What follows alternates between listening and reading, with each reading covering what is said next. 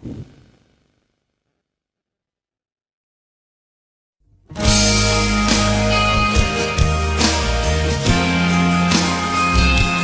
င်းလေးကိုကျွန်တော်မရပါဘူးခင်ဗျာချင်းလေးကိုတိုက်လို့ပါဒါလေးကျေးဇူးများတင်ပါတယ်အားလုံးရှိကြတဲ့ညလေးဖြတ်သန်းနိုင်ပါစေဗျာ